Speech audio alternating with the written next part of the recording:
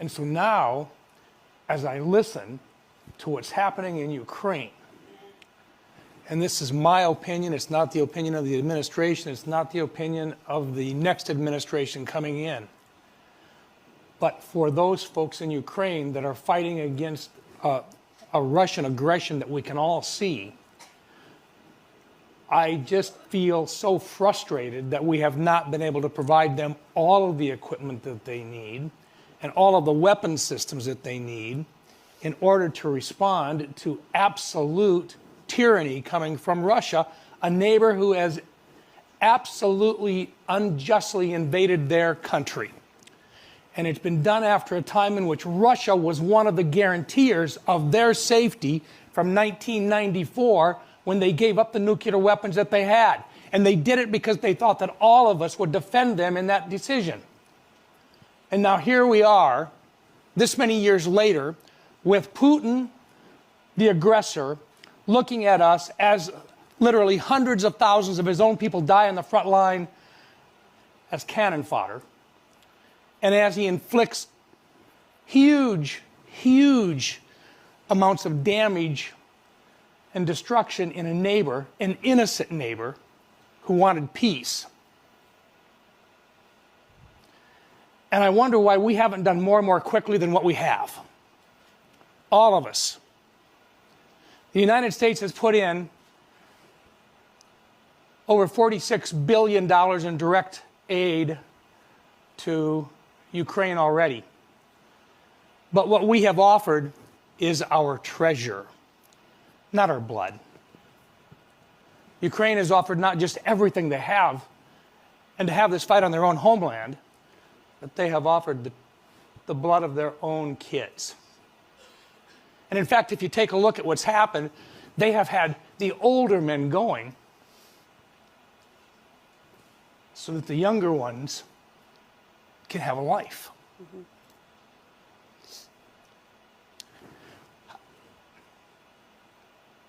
It's not easy to be logical when the emotions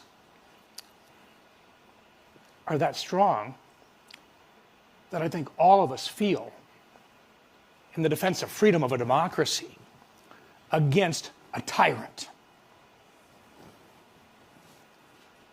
The Biden administration has stood strong, but I have been frustrated with their slow response in many ways to provide the necessary resources as being afraid of escalating and actually causing more damage in Ukraine and elsewhere. And I understand that. But folks, it's time to take a hard look at this thing and really ask ourselves, do you believe that this tyrant, if you offer him a part of a free country, do you think he's going to stop? No. Or do you think he's going to have to go back home and say, you see, when we stand strong, the weak, the West, these people who are decadent, do you think for 1 second he's going to turn around and walk back in and say, but we most certainly have our freedom now, that we've been defended by this and that we have everything we need? Or do you think he's going to look at that and say, you see, we're strength, we're Russian strength? See, I think that's what happens. I think the best thing in the world that we can do is make our commitment to Ukraine, allow them to participate in deciding whether or not victory is actually achieved, and whether or not Russia would continue to support a tyrant as the body bags continue to come home. I wish I could say there was an easy way out. There is not. And while the vast majority of all wars end with a peace treaty, it didn't happen in Germany. It didn't happen in Japan. I fear, as much as I would love to say that there is a path towards a peaceful resolution to this by negotiating with this tyrant, I suspect that we may be deceiving ourselves. And if that is the case, then let me just ask a question right now. As America, we spend over $850 billion a year in our defense budget. $850 billion a year. We are $36 trillion in debt. We are spending $1.4 to $1.7 trillion more every single year than what we take in. But let me just ask this as a close. And I ask it in your own countries. Ask yourselves this: which is truly more expensive?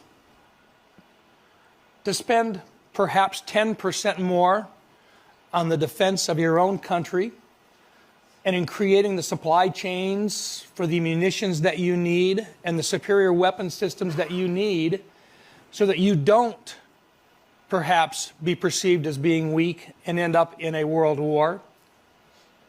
Or do we sit back and hope that what we've done is okay and that the tyrants of the world look at us and say, I've got enough?